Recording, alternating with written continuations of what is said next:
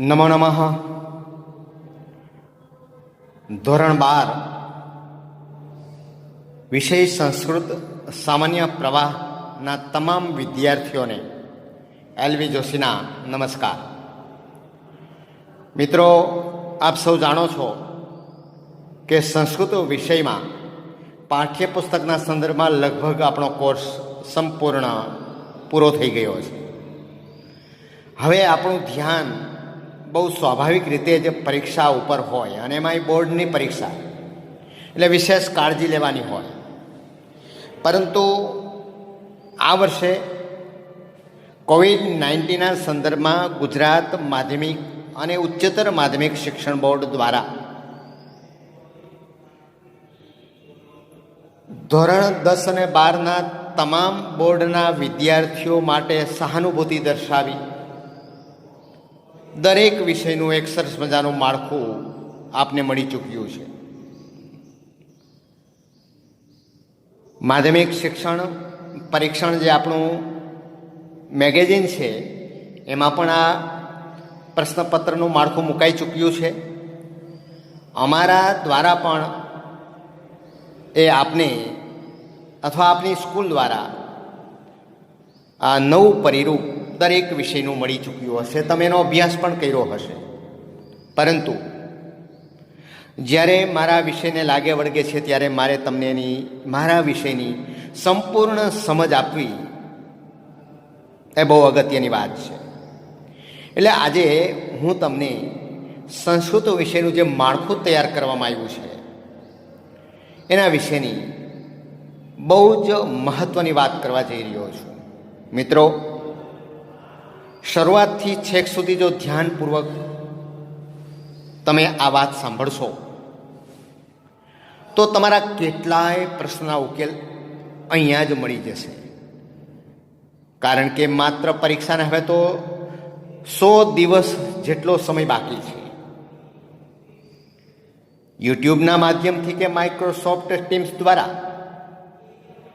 આપણે ખૂબ ભણ્યા, પરંતુ ભણ્યા પછી તમારે જે પ્રેઝન્ટેશન કરવાનું છે પરીક્ષામાં, એનો સમય હવે તમારો આવ્યો છે. તેનો મહત્તમ ઉપયોગ કેવી રીતે કરી શકો એની વાત આપણે પછીના સમયમાં કરવાના જ છીએ.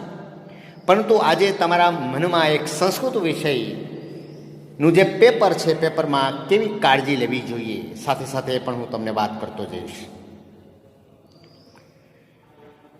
ગુજરાત માધ્યમિક અને ઉચ્ચતર માધ્યમિક શિક્ષણ બોર્ડ ગાંધીનગર દ્વારા માત્ર એક વર્ષ માટે, એટલે કે શૈક્ષણિક વર્ષ 2020 અને 21 માટે વાર્ષિક પરીક્ષા બોર્ડની પરીક્ષાના પ્રશ્નપત્રનું પરિરૂપ અહીંયા તમારી સ્ક્રીન ઉપર તમે જોઈ શકો છો. પ્રશ્નપત્રના માળખાનું પ્રથમ પૃષ્ઠમાં ભૂમિકા આપી છે. એ ભૂમિકામાં માત્ર આપણે વિહંગાવલોકન કરવાનું છે. તમે જોઈ શકો છો કે આપણું આ પેપર કુલ 100 ગુણનું હશે અને સમય તમારો 3 કલાકનો રહેશે.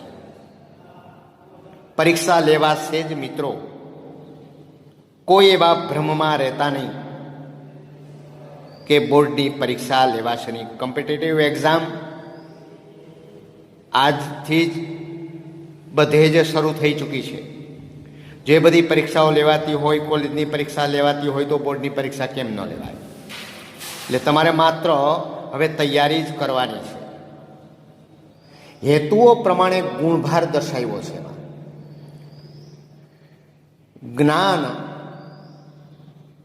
30%, સમજના 35%, ઉપયોજનના 20% અને કૌશલ્યના એ 15%. એમ કુલ 100%ના 100 ગુણનું માળખું અહીંયા તૈયાર કરવામાં આવતું હોય છે. કેવા પ્રકારના પ્રશ્નો પૂછાશે એ પણ તમે સ્ક્રીન ઉપર જોઈ શકો છો. ગુણભાર, હેતુલક્ષી પ્રશ્નો, જનરલ વિકલ્પ વગરના 30 ગુણના અને જનરલ વિકલ્પ સાથે 30, કુલ 30 ગુણ. ટૂંક જવાબી પ્રશ્નો 8, ટૂંક જવાબી પ્રશ્નો બીજા પ્રકારના એ 6 અને લાંબા પ્રશ્નો એ 9.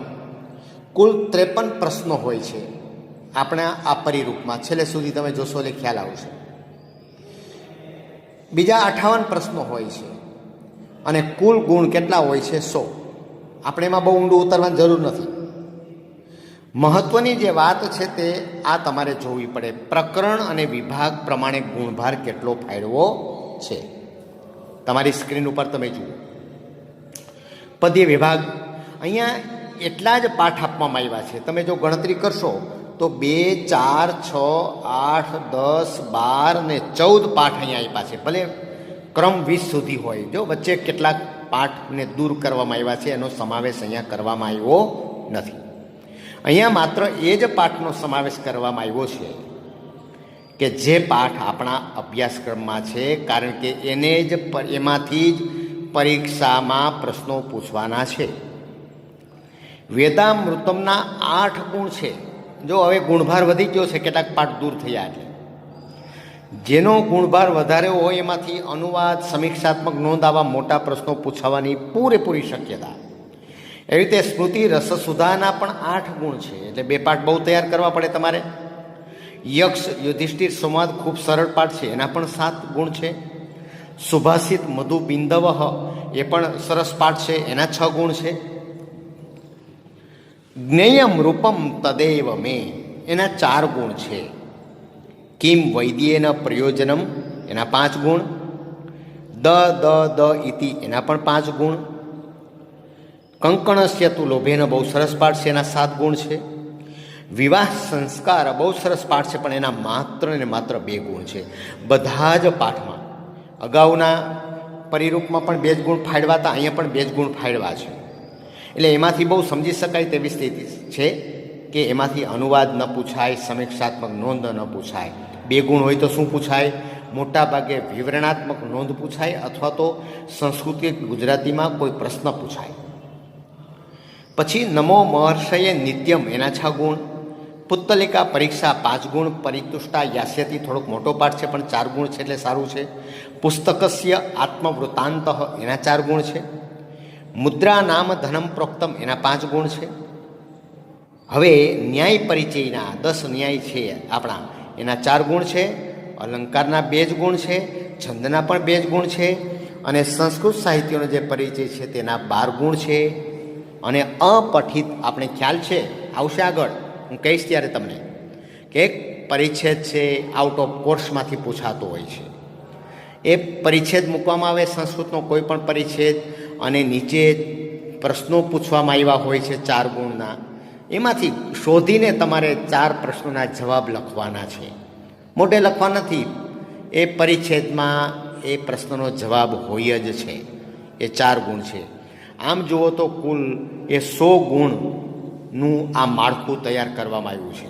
નીચે જો નોંધ પણ આપી છે કે વર્ષ 2020 અને 21 માટે અભ્યાસક્રમના રદ કરેલા મુદ્દાઓમાંથી પ્રશ્નો પૂછવા નહીં, એટલે નહીં પૂછાય. તમારે વાંચવાની જરૂર નથી. કદાચ કોઈ વિડીયો તમારી સામે આવે, અગાઉ આપણે વિડીયો મૂકી દીધો હોય તો તમારે એ વિડીયો જોવાની પણ જરૂર નથી, એમાંથી કોઈ તૈયારી પણ કરવાની જરૂર નથી. હવે મેં હમણાં જ વાત કરી કે આ માળખું આપણે સમજ માટે છે મિત્રો, માળખાને વળગી રહેવાનું નથી. હું તો ચોક્કસપણે દૃઢપણે એમ જ માનું છું કે તમારે આ માળખાને કશું જ ધ્યાનમાં લેવાનું નથી. કારણ કે આ માળખાને ધ્યાનમાં રાખીને પ્રાસનિક પ્રશ્નો પૂછતા પણ નથી. શું કામે? કે ઘણીવાર એવું બને છે કે 2 ગુણનું જે આપણે કીધું કે વિવાહ સંસ્કાર છે તો એમાંથી પણ અનુવાદ પૂછે 4 ગુણનો, તો એ 2 ગુણ જે અહીંથી લીધા છે 2 ગુણ વેદામૃતમ જેવો પાઠ છે એમાંથી 2 ગુણનું ઓછું પૂછે. આવી છે કારણ કે બહુ સ્પષ્ટ સૂચના પ્રાસનિકને આપવામાં આવતી હોય છે કે તમે આને ચુસ્તપણે તમારે વળગી રહેવાનું નથી. સંપૂર્ણ ફેરફાર કરવાનો નાનો મોટો અધિકાર એ પ્રાસનિકને હોય છે. એટલે ખાસ એ ધ્યાનમાં રાખજો. આપણે માળખું જોયું, હવે આપણે આગળ વધીએ. નમૂનાનું એક પ્રશ્નપત્ર અહીંયા આપ્યું છે, એને સમજવાનો પ્રયત્ન કરીએ. મિત્રો જુઓ, તમારા સ્ક્રીન ઉપર એક નમૂનાનું પ્રશ્નપત્ર આપ્યું છે. શરૂઆતમાં સૂચના છે કે કુલ આ પ્રશ્નપત્રમાં A, B, C, D, E એવા 5 વિભાગ હશે. દરેક વિભાગ 20 ગુણનો છે. જે અહીંયા સૂચના આપી છે પ્રમાણે પ્રશ્નોના જવાબ લખવાના છે. કેટલા ગુણ છે એ પણ જમણી બાજુએ દર્શાવ્યા છે. હવે આપણે શરૂઆત કરીએ વિભાગ A. વિભાગ એ આખો પદ્ય વિભાગમાંથી પૂછવામાં આવશે. આપણે હમણાં જ જોયું પદ્ય વિભાગમાંથી જે કંઈ પૂછવામાં આવશે, કયા પ્રશ્નો હશે એ વિભાગમાં હશે. હવે જુઓ, પહેલી સૂચના શું લખી છે? નીચે આપેલ પદ્ય ખંડોનો અનુવાદ કરો. નીચે આપેલ પદ્યખંડ શ્લોક છે. તમે શ્લોક જોઈ શકો છો. પેલો, યસ્ય ભૂમિ પ્રમાંતરિક્ષમુતોદરમ દિવમ યશ્ચક્રે મૂર્ધાનમ તસ્મે જ્યેષ્ઠાય બ્રહ્મણો નમઃ. યસ્ય સૂર્ય ચક્ષુચંદ્રમાશ્ચ પુનર્નવ અગ્નિમ યશ્ચક્રે યાસ્યમ તસ્મે જ્યેષ્ઠાય બ્રહ્મણે નમઃ. વેદામૃતમમાંથી આપેલો શ્લોક લીધો છે.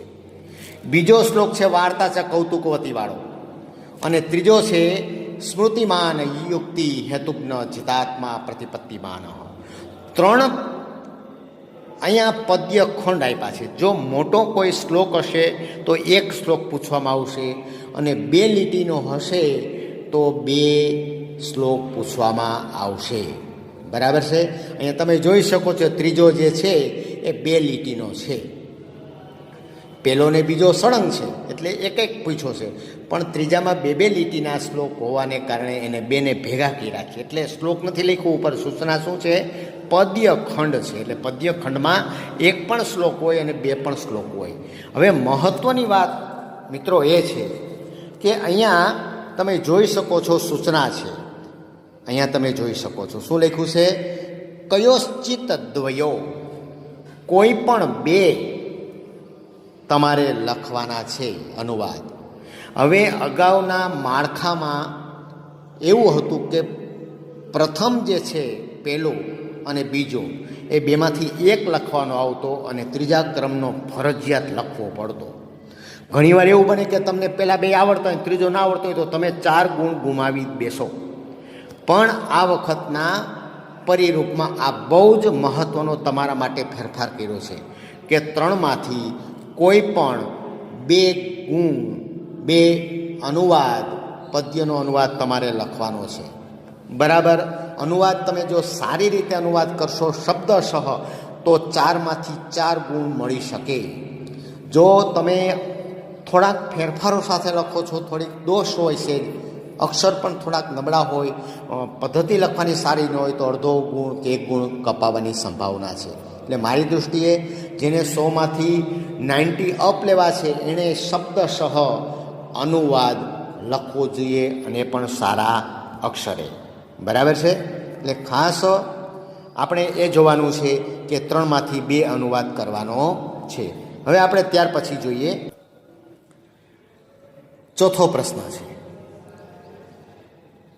એમાં શું લખ્યું છે કે નીચે આપેલ સંસ્કૃત પ્રશ્નોના ઉત્તર સંસ્કૃતમાં લખો. હવે ચોથામાં 1ના અથવામાં 1 છે. 2માંથી તમને જે આવડતો હોય તે તમે લખી શકો, અને લખો એટલે પૂરા 2 ગુણ મળે છે. એમાં કોઈ 1.5 કે 1 અપાતો નથી. હા, અધૂરા શબ્દો લખ્યા હોય, કોઈ વ્યાકરણ દોષ હોય તો તમને 1 ગુણ આપવામાં આવે છે, પણ બહુ સરળ હોય છે. તમે વાંચ્યું હોય તો. જો અહીંયા પ્રશ્ન આપ્યો છે વચઃ કુત્ર વક્તવ્યમ, વાણી ક્યાં બોલવી જોઈએ, તો સીધો જવાબ તમને યાદ હોવો જોઈએ જો તમે ભણ્યા હોવ તો, કે યત્ર ઉક્તમ લભતે ફલમ તત્ર વચઃ વક્તવ્યમ. જ્યાં વાણીનું ફળ મળે ત્યાં બોલવું જોઈએ, ફળ મળવું જોઈએ. બીજો પ્રશ્ન છે અથવામાં, મહત ભેષજમ કિમ અસ્તિ તપશ્ચ વિદ્યાશ્ચ સંયુક્તમ મહત ભેષજમ અસ્તિ. જે પ્રશ્ન પૂછે પ્રશ્ન એની સાથે જોડાઈ જવું જોઈએ, તો તમારો પ્રશ્નનો જવાબ સાચો કહેવાય. જવાબ એટલો જ આવશે અહીંયા, તપશ્ચ વિદ્યાશ્ચ સંયુક્તમ. બરાબર છે? તો એ પ્રકારે જો જવાબ આપશો તો તમને પૂરા ગુણ મળી શકે. હવે આપણે આગળ. હા મિત્રો, તમને એમ થાય છે કે અહીંયા હવેનો પ્રશ્ન છે, નીચે આપેલા શબ્દો પર વિવરણાત્મક નોંધ લખો. આ એક સૂચના છે. તો એમાં 5મા પ્રશ્નમાં તમે જુઓ તો 2 વિકલ્પવાળો શબ્દો આપ્યા છે. એક છે મેધા અને બીજું છે સાધવઃ. બેમાંથી તમારે એક જ લખવાનું છે. તમને એમ થાય કે મને મેધા આવડે છે તો એના વિશે લખવાનું. તમે જાણો છો મેધા એટલે બુદ્ધિ, તો એમાં આટલું જ લખવું પડે. મેધા એક બુદ્ધિનો પ્રકાર છે, જ્ઞાનને ધારણ કરનારી બુદ્ધિ છે.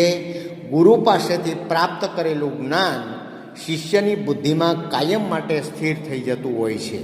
અહીંયા મેધા એટલે સામાન્ય બુદ્ધિ એવો અર્થ લેવાનો નથી, પણ ધારણ કરનારી બુદ્ધિ છે. તમે આ વિગત લખો એટલે તમને પૂરા 2 ગુણ મળે છે. ત્યાર પછીનો જુઓ, શ્લોક પૂર્ણ કરો. બરાબર છે? તમને ખબર છે કે પદ્ય 2માંથી શ્લોક પૂર્તિ પૂછાય છે. કયું છે પદ્ય 2? સ્મૃતિ રસ સુધા. હું એમ ન કહી શકું કે એમાંથી કયો શ્લોક પૂછાય. પ્રાસનિક જ્યારે ખોલે છે એને લાગે છે મારે બીજો પૂછવો છે, 5મો પૂછવો છે. કોઈ પણ પ્રશ્ન પૂછી શકે. એટલે ખાસ તમારે એ જોવાનું છે કે તમારે એ બધા જ શ્લોક પાકા કરવાના છે. મિત્રો, તમને બરાબર યાદ હશે કે મેં એ બધા જ શ્લોક સારી રીતે હાર્મોનિયમના સંગીત સાથે સંગીતબદ્ધ રીતે મેં ગાયેલા છે. તમે એ વિડીયો વારંવાર જુઓ અને તમે સાંભળો. તમને બહુ ઝડપથી 2 વખત સાંભળશો તો તમને બધા શ્લોક યાદ રહી જશે. તો અહીંયા 2 શ્લોક પાછા આપે છે એટલે તમને કુલ આપણા જે 8 શ્લોક છે એ 8માંથી તમે 2-3 ન કરો, 1-2 ન કરો તો ચાલે, કારણ કે કદાચ વિકલ્પમાં એ પૂછાય તો તમે દૂર કરી શકો, પણ તમારે એમાંથી એક જ દૂર કરી શકાય. અહીંયા આપ્યું છે યથાન્નમ, છેલ્લે મહત. બીજો છે સર્વમ પરવશમ, છેલ્લે છે સુખ દુઃખયો. દાખલા કે તમે વિચારો કે આમાંથી મને કયો આવડે છે, તો તરત તમે કહેશો કે અમને તો આ છે ને આ યથાન્નમવાળો આવડે છો, તો તમારે લખાય સારા કોઈ પણ ભૂલ વગર. શું લખાય? યથાન્નમ મધુ સંયુક્તમ મધુવાન્નેન સંયુતમ એવં તપશ્ચ વિદ્યામ ચ સંયુક્તમ ભેષજમ મહત. આ તમને ખ્યાલ હોવો જોઈએ કે આ 5મો શ્લોક છે. આપણે લખવાનું નથી 5મો શ્લોક છે, પરંતુ એ તમને યાદ આવવું જોઈએ. ત્યારે જો એ પાકા કર્યા હોય તો શ્લોક તમને આવડે બહુ ઝડપથી, એમાં કાંઈ બહુ મોટી વાત નથી. આ બધા રોકડા ગુણ છે. હવે આપણે આગળ જોઈએ.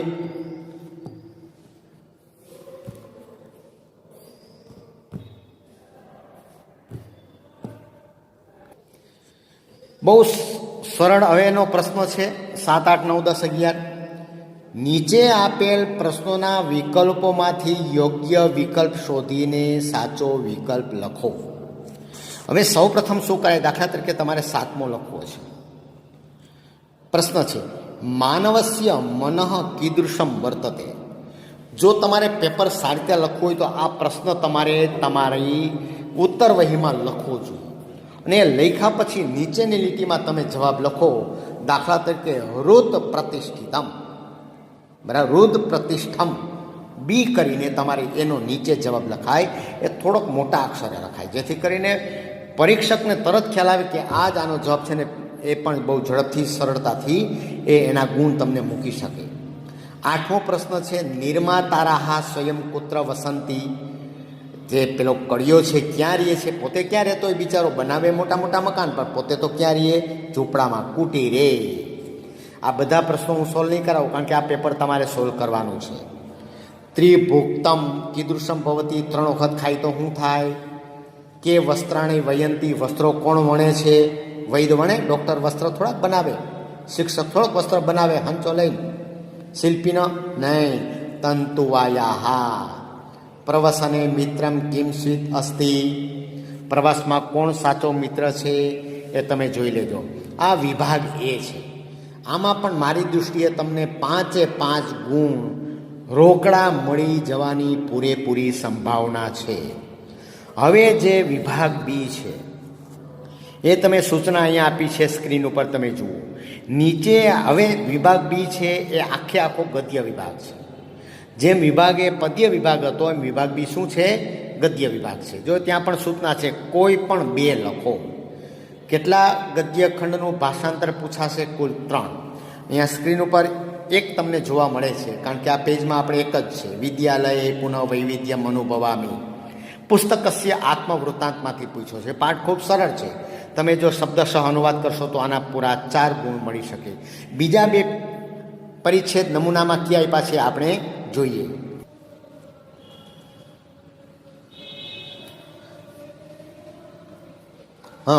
સૂચના છે 13મો અને 14મો પરિચ્છેદ. તદ ઉપદેશાત ઇદાનીમ અહમ સ્નાનશીલ. બહુ જાણીતી વાર્તાનો પાઠ છે આ. યજમાન કિમિદમ સપ્ત પદી. જો મેં હમણાં જ કીધું કે આ પાઠમાંથી 2 જ ગુણનું પૂછાય છે, પણ 4 ગુણનો પૂછ્યો છે. હવે અહીંયા વિકલ્પો સાથેનો એટલે પૂછવામાં આવે છે, ફરજિયાત નથી. જો તમને 4 ગુણનો પૂછ્યો નથી, તમે અહીંયા ધારો તો 1 પણ ગુણનો પૂછ્યો નથી એવું માની શકાય. શું કામે?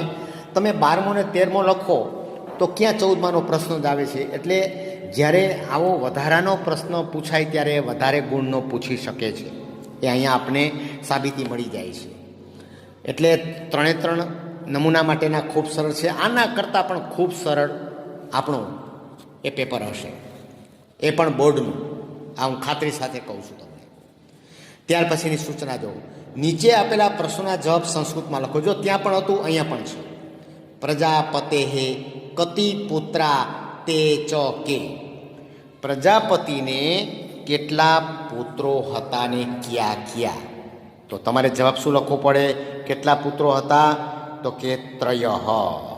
કે તો કે દેવાહ, મનુષ્યાહ, અસુરાચ. અથવા દયાનંદેન આર્ય સમાજસ્ય સ્થાપના કુત્ર કૃતા. ક્યાં કરી હતી એણે આર્ય સમાજની સ્થાપના? તો કે મુંબઈમાં. કઈ રીતે આપણને ખબર હોય? મુંબઈમાં. પણ તમારે સંસ્કૃતમાં સાચો શબ્દ લખવો પડે તો જ પૂરા ગુણ મળે છે. શું લખવું પડે? મુંબાપુર્યામ. મુંબાપુર્યામ લખશો તો તમને સાચો એ પ્રશ્ન છે, એ પ્રશ્નનો જવાબ પ્રાસનિકને, આ પરીક્ષકને મળતો હોય છે. ત્યાર પછીનો એના 2 ગુણ છે. પછીની વિવરણાત્મક નોંધ પાછી ત્યાં હતી એ વિભાગમાં અહીંયા પણ છે. એના 2 ગુણ છે. કઈ 2 છે? એક છે સત્યાર્થ પ્રકાશ અને બીજી છે સંસ્કાર. હવે સત્યાર્થ પ્રકાશ આવડે તો તમારે મુંબઈમાં એની સ્થાપના થઈ હતી, એમાં શું વિષય છે એ બધું તમારે લખવું પડે. બરાબર છે? સ્વામી દયાનંદનો જે આપણો પાઠ છે તે નમો મહર્ષયે નિત્યમ. હવે સંસ્કાર પૂછાય. જો 2 ગુણનો અહીંયા પૂછ્યો છે વિવાહ સંસ્કારમાંથી. જો વિવાહ સંસ્કારનો એક અનુવાદ પણ પૂછ્યો છે, અહીંયા પણ પૂછ્યો છે, તો 6 ગુણ ન ગણી શકાય, કારણ કે એને વિકલ્પમાં માનવામાં આવે છે. એટલે 2 ગુણની વિવરણાત્મક નોંધ પૂછી છે. તમને એમ થાય કે મારે આ જે છે સંસ્કાર એ મારે લખવું છે, તો તમારે લખવું પડે સમ વત્તા કૃ ધાતુ પરથી બનેલો આ સંસ્કાર શબ્દ છે. આપણા હિન્દુ શાસ્ત્ર મુજબ 16 સંસ્કાર એ લેવામાં આવે છે. એમાં જે મુખ્ય સંસ્કારો છે એમાંનો એક મુખ્ય સંસ્કાર વિવાહ સંસ્કાર છે. અને વિવાહ સંસ્કાર વિશે પણ થોડી નોંધ તમે કરી શકો છો. તો આ પ્રકારનું એ તમે જુઓ તો તમને ખ્યાલ આવે કે આ પેપર કેવી રીતે ધીમે ધીમે આગળ વધી રહ્યું છે. પછીની સૂચના શું છે તે આપણે જોઈએ. શું છે? નીચે આપેલ ખાલી જગ્યા પૂરો. હવે એમાં જુઓ, સ્વભાવતઃ ખાલી જગ્યા ક્રૂરાહ સંતિ. હવે આને તમે કેવી રીતે લખશો? તો કે પહેલાં તો સ્વભાવતઃ એટલું લખી નાખવાનું, પછી જે જવાબ આવે ને એ શબ્દ લખવો પડે. જેમ કે તમારે લખવું છે અસુરાહ, એનો જવાબ આવે તો સ્વભાવતઃ, પછી અસુરાહ, પછી એની નીચે સરસ મજાની લીટી અંડરલાઈન, પછી લખાય ક્રૂરાહ સંતિ. એટલે સીધો જવાબ મળી જાય. સીધો જવાબ અસુરા એટલું નહીં લખવાનું, ખાલી જગ્યા લખવાનું અને પછી એમાં સાચો જવાબ ખાલી જગ્યામાં તમારે પૂરવાનો છે. આવું લખો તો એને સાચો એ વિદ્યાર્થી કહેવાય છે કે સરસ પેપર લખી શકે છે. પ્રારંભિકેશુ 30 પ્રદક્ષિણાયાહ યામ ખાલી જગ્યા નેતૃત્વમ ભવતી. 3 ફેરામાં કોનું નેતૃત્વ હોય છે?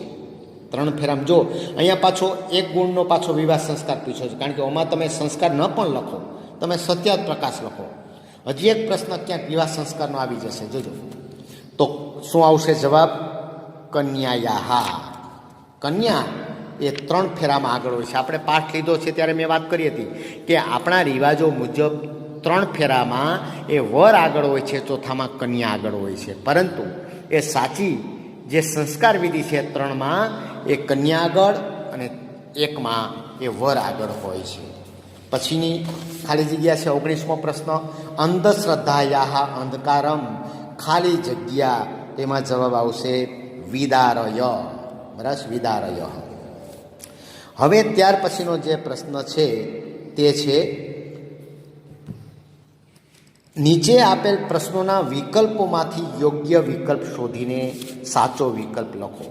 હવે સીધો તમે જવાબ લખો. દાખલા તરીકે પ્રદક્ષિણા શબ્દેનો સામાન્યતયા કિમ સૂચિતમ ભવતી, તો આપને ખબર છે કે એનો જવાબ શું આવે? પરિતઃ ભ્રમણમ. તમે ખાલી આ જવાબ લખી નાખો ને તોય અમારે તો 1 ગુણ તમને આપવાનો જ છે. પણ જો તમે સરસ રીતે પ્રદક્ષિણા શબ્દેનો સામાન્યતયા કિમ સૂચિતમ ભવતી એ લખ્યા પછી તમે જવાબ લખશો તો એક પ્રભાવક તમારું પેપર દેખાશે, એટલે એમાં એ જવાબ આવશે. બીજો પ્રશ્ન છે તૃતીયાયા પુત્તલિકાયા કિયત મૂલ્યમ. હવે આમાં જવાબ શું આવે છે એ તમે નક્કી કરજો, મારે જવાબ નથી આપવો, કેટલુંક તો તમારા માટે પણ મારે છોડવું પડશે. તો ત્રીજી પુત્રીનું મૂલ્ય શું છે એ તમે પણ જોઈ લેજો. હવે આગળનો 22મો પ્રશ્ન શું છે તે આપણે જોઈએ.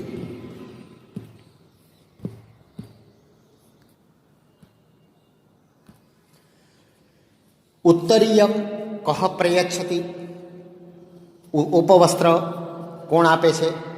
તો આપણને લાગે કે તો ભાઈ ચારુદત્ત આપે છે. મુદ્રા કસ્ય સાધનમ, શેનું સાધન છે? વિનિમયનું છે. જોઈ લેજો, શોધજો. મહાંગ પંકે, કાદવમાં ખૂપેલો મુસાફર છે એ એને ઉઠાડવા માટે કોણ કહે છે? હાલ ને તને બહાર કાઢું. કોણ એની મસ્કરી કરે છે? બરાબર છે, વૃદ્ધ વ્યાગ્રહ. તો આ બહુ સરળ પ્રશ્નો છે અને તમને પૂરેપૂરા જે 5 ગુણ છે એ અહીંયા તમને મળી શકે. હવે વિભાગ સી શરૂ થાય છે આપણો. વિભાગ બી, વિભાગ એ પદ્ય વિભાગ, વિભાગ બી ગદ્ય વિભાગ, હવે વિભાગ સી આવે છે. એમાં હવે આપણે જોઈએ કે શું આવે છે. ગદ્ય હોય પદ્ય હોય બંને ભેગું એટલે વિભાગ સી. જો સૂચના, નીચે આપેલા ગદ્યખંડને વાંચીને સંસ્કૃત પ્રશ્નોના જવાબ સંસ્કૃતમાં લખો. તમારે ગદ્યખંડ વાંચવાનો છે 25મો. બરાબર છે. અહીંયા ધાતુમયી મુદ્રા પ્રાચીનતરા અસ્તિ, આખો પરિચ્છેદ વાંચી લ્યો પહેલાં એક વખત. હવે નીચે પ્રશ્નો જુઓ તમે. એ કારગજી મુદ્રા કીદૃશી અસ્તિ. હવે આમાં ગોતો. ધાતુમયી મુદ્રા પ્રાચીનતરા અસ્તિ, અમે નીચે વાંચતા જાઓ ધીમે ધીમે. કારગજી મુદ્રા તું અર્વાચીના, જો જવાબ મળી ગયો. કારગજી મુદ્રા અર્વાચીના અસ્તિ એમ લખવાનું. જો આટલું નહીં લખવાનું, કારગજી મુદ્રા તું અર્વાચીના, એમાંથી ગોતીને સીધે સીધું ઠપકારી નહીં દેવાની. થોડું મગજને ચલાવવાનું અને જે પ્રશ્ન પૂછ્યો એ પ્રશ્નને વળગી રહીને તમારે જવાબ આપવાનો છે. જો તમે એમાં માયકુઓ એના કરતાં પણ વધારે આપશો તો તમને ગુણ મળી ન શકે. બરાબર છે. હું પોતે પણ નથી આપતો આવા ગુણ આ રીતે. ઘણી વખત એકને એક પ્રશ્ન એ મોટી છે પણ આમાં શું પૂછ્યું છે એનો જવાબ તમારે શોધવાનો છે. અને અહીંયા હું તમને ખાસ સૂચના આપું છું કે બધાએ એ માત્ર સીધો જવાબ લખવાનો છે. અને આવું જ્યારે હોય ને ત્યારે એક એક લીટી છોડીને લખવું. તો હું તમને પેપર કેમ લખાય એની પછી માહિતી આપવાનો છું. અત્યારે કોઈ એવી માહિતીની તમને જરૂર નથી. કા મુદ્રા પ્રાચીનતરા અસ્તિ, પ્રાચીનકાલે મુદ્રા કીદૃશી આસન, ભારત વર્ષે ધાતુમય મુદ્રા પ્રયોગ કતિ વર્ષેભ્ય પ્રચલતી, કતિ વર્ષેભ્ય, જો અહીંયા છે 2,500 વર્ષેભ્ય. જવાબ મળી જાય છે. બહુ સીધા જવાબ તમને આમાં હોય છે. એના 4 ગુણ તમને રોકડા મળશે. પછીનો પ્રશ્ન આપણે જોઈએ છીએ.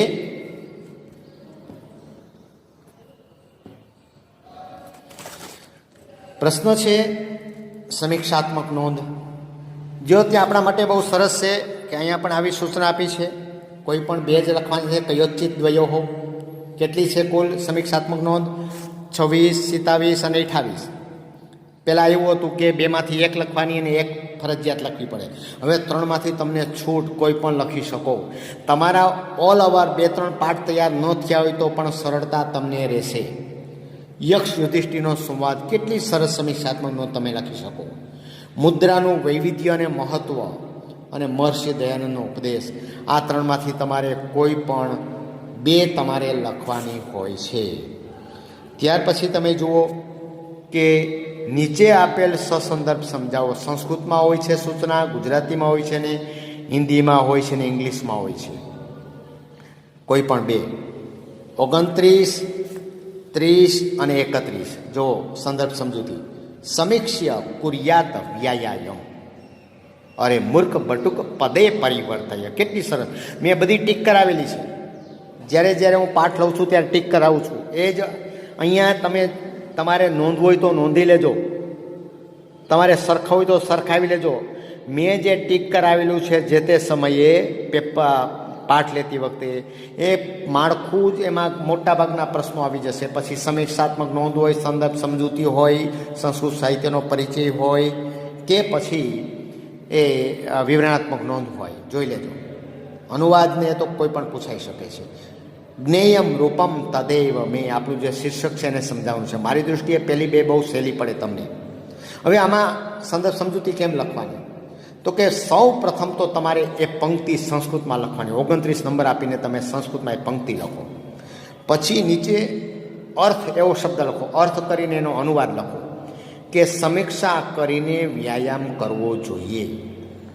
પછી સંદર્ભ આ ક્યાંથી લીધો છે, આ પાઠ, એ પાઠનું શીર્ષક શું છે, એ કયા શીર્ષકના પદ્ય પાઠ દ્વારા કે ગદ્ય પાઠમાંથી આ પંક્તિ લેવામાં આવી છે, અને પછી તમે ભાવાર્થ લખો.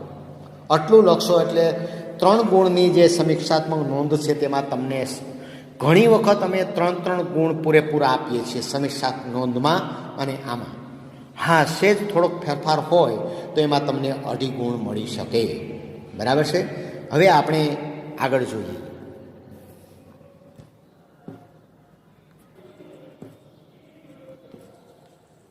સ્ક્રીન ઉપર જોઈ શકો છો પ્રશ્ન નંબર 32. નીચે આપેલા વાક્યોને કથાનકના ક્રમ પ્રમાણે ફરીથી લખો. અહીંયા તમારી સામે 4 વાક્ય છે, ABCD. હવે આપણો જે પાઠ છે એ પાઠમાંથી, કોઈ પણ પાઠમાંથી, એ આ 4માંથી, એ પણ મેં તમને અગાઉ કહી દીધું છે કે કયા કયા પાઠમાંથી, એ પછી કહીશ તમને એવું હશે તો. પણ ABCD આડાવડા વાક્યો હોય અને આપણા જે ક્રમમાં આવતા હોય એ ક્રમ મુજબ જ લખવાના છે.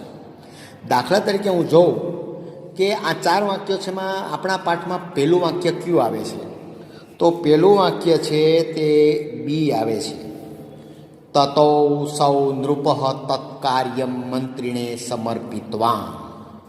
બીજું વાક્ય તો કે એ આવે છે, એ નંબરનું, નૃપ તથાસ્તુ. 3 નંબરનું તો કે મંત્રી તાવાળું આવે છે, ડી.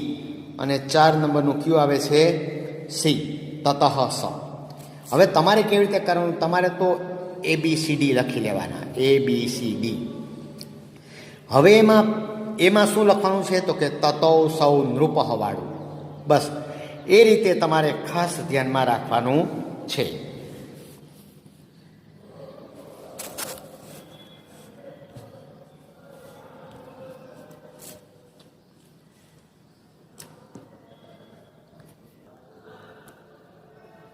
હવે વિભાગ ડી શરૂ થાય છે. નીચે આપેલ પરિચ્છેદ વાંચીને પ્રશ્નોના જવાબ સંસ્કૃતમાં લખો. હવે જે આ પરિચ્છેદ હશે મિત્રો, એ અપઠિત હશે, અનસીન હશે, આઉટ ઓફ કોર્સ હશે. આપણે શું ફેર પડે, આપણે તો નીચે જે પ્રશ્નો આપ્યા છે અહીંયા, એ પ્રશ્નોના જવાબ એમાંથી શોધીને લખવાના છે. જેમ કે પરિચ્છેદ આપ્યો છે, એક વખત વાંચી જાઓ, પછી પ્રશ્ન વાંચો. પહેલો પ્રશ્ન છે, કુત્ર બહવ કુકુરા વસંતી સ્મ. ઉપર વાંચીએ આપણે. સ્વાપલ્લી નામેકમ ગ્રામ આસીત તત્ર બહવ કુકુરા વસંતી સ્મ. જો થોડાક આઈડિયા આવી જાય. પણ મોટાભાગના વિદ્યાર્થી શું કરે ખબર, આમ લખી નાખે, તત્ર બહવ કુકુરા વસંતી સ્મ. એમ ન લખાય. પ્રશ્ન શું પૂછ્યો છે બરાબર સમજી લો. કુત્ર, ક્યાં ઘણા બધા એ કૂતરાઓ વસે છે, કુકુરા. તો લખવાનું ક્યાં વસે છે, તો કે સ્વાપલી નામે કહ ગ્રામ બહવ કુકુરા વસંતી સ્મ. તત્ર લખો તો પ્રશ્નનો જવાબ મળીને. મોટા ભાગે આ પેરેગ્રાફ ઘણી વખત પૂછાય છે મિત્રો, અને બધાય આટલો જ જવાબ લખે છે ને એક પણ ગુણ આપવામાં આવતો નથી. તત્ર ક્યાં તો ગમે લખીએ, તત્ર તત્ર અત્ર સર્વત્ર, એવું ન ચાલે. તમારે લખવાનું છે ગામ. શું લખવાનું છે? જો અહીંયા આપ્યું છે સ્વાપલ્લી ગ્રામે, સ્વાપલ્લી નામે કહ ગ્રામ, એટલું લખીને પછી જે પ્રશ્નો અહીંયા છે એની સાથે જોડાઈ જવાય. બહવ કુકુરા વસંતી સ્મ. એવી રીતે પછીના જે 3 પ્રશ્નો છે એને પણ તમે જોઈ શકો કે એનો જવાબ આપણે શું લખવો. એ તમારા અભ્યાસ માટે હું છોડું છું. હવે આગળ આપણે જોઈએ.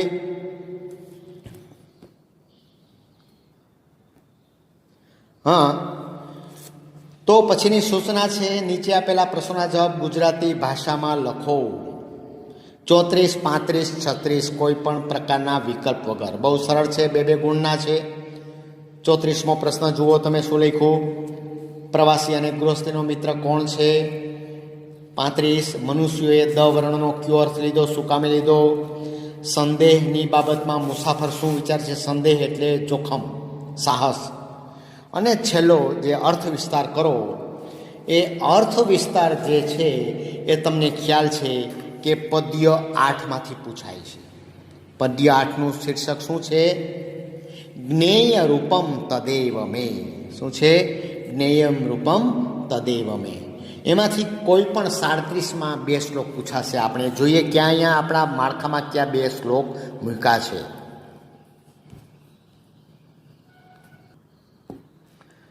હા, તો આપણે આગળ જોઈએ સૂચના.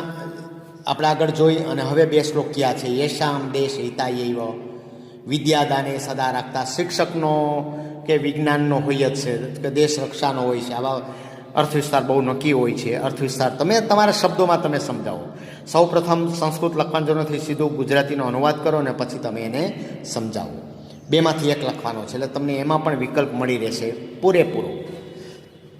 ત્યાર પછીની સૂચના છે, નીચે આપેલ ખાલી જગ્યા પૂરો. અહીંયા છે કેટલી ખાલી જગ્યા છે? 3. 38, 39, 40. ઓલા વિકલ્પો હતા એ 4માંથી તમારે પસંદ કરવાના હતા. હવે 2 જમાંથી તમારે પસંદ કરવાની, એટલે બહુ હેલું પડી જાય. દાખલા તરીકે મેં દામ મેં ખાલી જગ્યા દાદા, તો અહીંયા 2 આપ્યા છે. ઇન્દ્ર સૂર્ય શું આવે છે તો તમે શોધી લેજો. ખાલી જગ્યા તું તે પ્રશ્નાન પ્રતિવક્ષ્યામી, અહીંયા 2 છે. યથાશક્તિ યથાપ્રજ્ઞમ, યુધિષ્ઠિર શું કહે છે, હું કેમ જવાબ આપીશ, મારી શક્તિ પ્રમાણે કે મારી બુદ્ધિ પ્રમાણે. તમને આવડે જ છે, તમે લખી નાખો ત્યાં. અને છેલ્લી જે ખાલી જગ્યા છે, સર્વમ આત્મવશમ ખાલી જગ્યા, દુઃખમ કે સુખમ, એ તમે એમાં ખાલી જગ્યા પૂરી શકો. અગાઉ જે સૂચના આપી હતી એ જ પ્રમાણે ખાલી જગ્યા તમારે પૂરવાની હોય છે. આગળ જુઓ, નીચે આપેલા શ્લોકાંશને જોડો. અહીંયા શ્લોકને જોડવાના છે તમારે. આપણા પદ્ય વિભાગમાંથી એક પંક્તિ લેવામાં આવે, એ પંક્તિના 2 ભાગ કરવામાં આવે. એક જમણી બાજુ લખવામાં આવે, એક ડાબી બાજુમાં લખવામાં આવે છે. ડાબી બાજુ જે લખાય છે, અડધી પંક્તિ પછીની પંક્તિ, એ આડાવડી હોય છે, એને આપણે ક્રમમાં લખવાની હોય છે. એટલે સૌ પ્રથમ શું કરાય, તમારે વહેલા 41, 42, 43, 44 એમ લખી લેવાય. પછી જે ડાબી બાજુની જે રો છે એમાં તદ્દાનમ ચૈવ શિષ્યેભ્ય, એ બધું લખી લેવાય. એ 4 અડધી પંક્તિ લખાઈ જાય પછી સામે ક્રમમાં લીટી કરી નખાય. અને પછી શોધવાનું કે તદ્દાનમ ચ એવ શિષ્યેભ્ય શું આવે, તો એમાં તમારે લખવાનું છે કે જે જવાબ આવતો હોય તે તમારે લખવો પડે. ભોજનાંતે પીબેત તક્રમ, તો આગળ શું છે તો કહેવાનું કે દિનાંતે ચ પીબેત પય, એની પંક્તિ અધૂરી એ છે. બરાબર છે? એ પ્રકારે તમારે સાચવવું. ઘણા વિદ્યાર્થીઓ આમ કરે છે. જો આ પેલું હોય ને તદ્દાનમ, એમાં ત્રીજું હોય ને તો આમ લીટો કરે, આમ અહીંથી વળી આમ કરે, અહીંથી આમ કરે. અમારે આવું બધું ગોતવાનું, ખીચડો થઈ જાય છેલ્લે તો. અને કાંક કેટલાક એમ કરે કે 41 છે, એકની સામે એ ને બી ને આ રીતે કૌંસમાં લખતા હોય છે. આવું કાંઈ લખવાનું નથી. તમારે એ સાચા અર્થમાં તમારે એ પંક્તિ તમારે લખવી પડે. બરાબર ધ્યાન રાખજો. હવે વિભાગ ઈ શરૂ થાય છે આપણો. વિભાગ ઓલા પણ રોકડા ગુણ છે, વિભાગ એ બહુ મહત્વનો છે. કોઈ પણ 2 લખવાની છે, ત્યાં પણ સૂચના આપી છે અહીંયા તમને. મહાભારત, હિતોપદેશ અને મૃચ્છકટિક, આ 3 નોંધ આપી છે. 3 નોંધમાંથી તમારે કોઈ પણ 2 લખવાની છે. પહેલાં એવું નહોતું. પહેલાં એવું હતું કે બેમાંથી એક ને એક ફરજિયાત. હવે મહાભારત વિશે તમે લખો, હિતોપદેશ અને મૃચ્છકટિ. આપણે આમાંથી 2 વિડીયો તો બનાવી લીધા છે, હિતોપદેશનો હવે બનાવવાના છીએ. તો 3માંથી તમને જે આવડતું તે 4 ગુણ છે મિત્રો. એટલે 2 પેરેગ્રાફમાં લખવાનું. તમારે 1 પેરેગ્રાફમાં એનો એ કથાસાર લખવાનો છે અને બીજા પેરેગ્રાફમાં એનું મૂલ્યાંકન કરવાનું છે. હવે આપણે આગળ શું સૂચના છે તે આપણે જોઈએ. ન્યાય સમજાવો.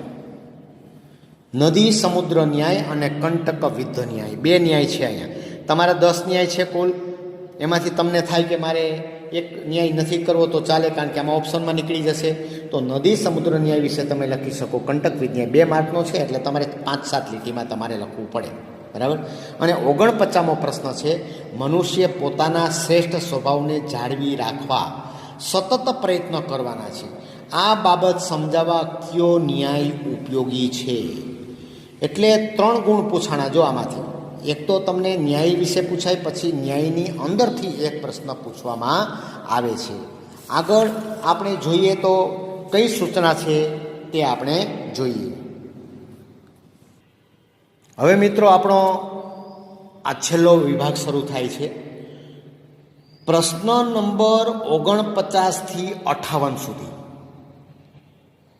કેટલા થયા? 10 પ્રશ્નો થયા.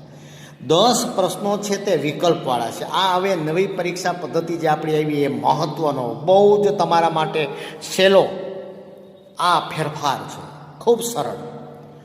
એમાં ન્યાયમાંથી 2 ગુણ પૂછાશે, છંદમાંથી 2 ગુણ 2 પ્રશ્નો, અલંકમાંથી 2 પ્રશ્નો અને શાસ્ત્રીય કૃતિમાંથી 4 પ્રશ્નો પૂછાશે, એટલે કે 4 ગુણ. કુલ 4 ને 2 6 ને 2 8 ને 2 10 પ્રશ્નો અને 10 ગુણ શેમાંથી પૂછાશે? ન્યાય, છંદ, અલંકાર ને શાસ્ત્રીય કૃતિ. હવે આમાં તમે સીધો જવાબ તમારે લખવાનો છે. ક્યાંય પ્રશ્નો ન લખો તો ચાલે. 49 થી શરૂ કરીને 58 સુધી, બરાબર છે. દાખલા તરીકે 49મો પ્રશ્ન અધૂરો હતો, એની આપણે વાત કરી હતી કે અહીંયા કયો ન્યાય છે. 4માંથી જે ન્યાય આવતો હોય તે તમારે લખવાનો છે. 50મો પ્રશ્ન પણ ન્યાયનો છે. પછી 51મો પ્રશ્ન જે છે એ છંદનો છે. એક જ મિનિટ. 51મો પ્રશ્ન એ છંદનો છે. 52મો પ્રશ્ન એ પણ છંદ છે. પછી આ 53 છે એ અલંકાર છે. 54મો છે તે અલંકાર છે. પછી 55, 56, 57 અને 58 એ શાસ્ત્રીય કૃતિઓ છે. એનો પણ આપણે ચર્ચા કરવાની યુટ્યુબ ઉપર બાકી છે, કારણ કે એમાં આયુર્વેદ વિશે પ્રશ્ન છે. જો 55મો પ્રશ્ન જુઓ, ભારતીય પરંપરા અનુસાર આયુર્વેદના કેટલા અંગ છે? તમારે માત્ર એના અંગના નામ લખવાના છે, બરાબર છે.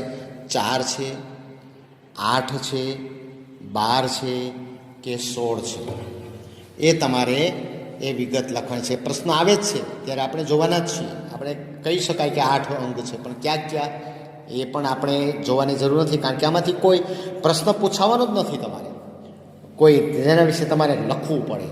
ચરકના પ્રસિદ્ધ ગ્રંથનું નામ શું છે? તો આપણે કહી શકાય ભાઈ ચરક સંહિતા છે. જ્યોતિષને શેનું અંગ માનવામાં આવે છે? તો કે વેદનું અંગ માનવામાં આવે છે, બરાબર છે. વરામીર કોના ઉપાસક હતા? શિવના. આ બહુ સરળ પ્રશ્નો છે બધા. એટલે આના પણ 10 ગુણ તમને પૂરેપૂરા રોકડા મળી શકે. મિત્રો આમ જુઓ તો ધોરણ 12 હવે માત્ર 2 થી 3 મિનિટની તમારી સાથે ચર્ચા કરી લઉં. અહીંયા મેં તમને આખું જ પ્રશ્નપત્રનું માળખું સમજાવ્યું છે. તમે શરૂઆતથી તમે લ્યો અને છેલ્લે સુધી જો તમે જોઈ લીધો હોય તો તમારા મનમાં એક બહુ ક્લિયર કટ બધી વાત સમજાઈ ગઈ હશે.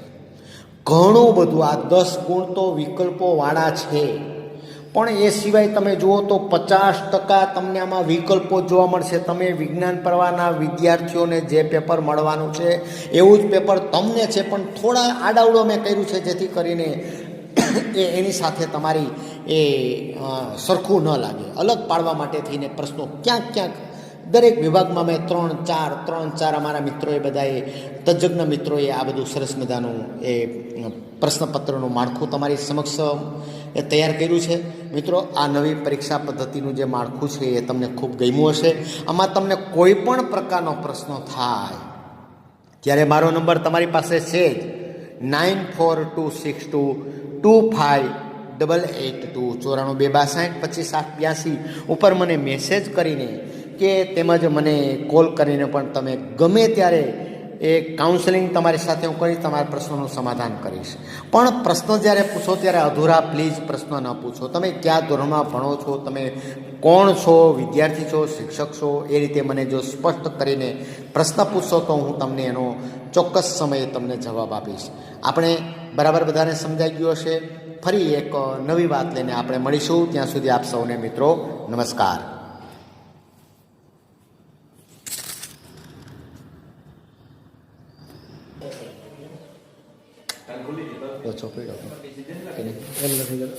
આ તમારું છે ને? હા, જો હજી ચાલુ છે પણ આને બંધ તો કરવું પડે ને. ચાલુ છે હજી, બંધ કરો.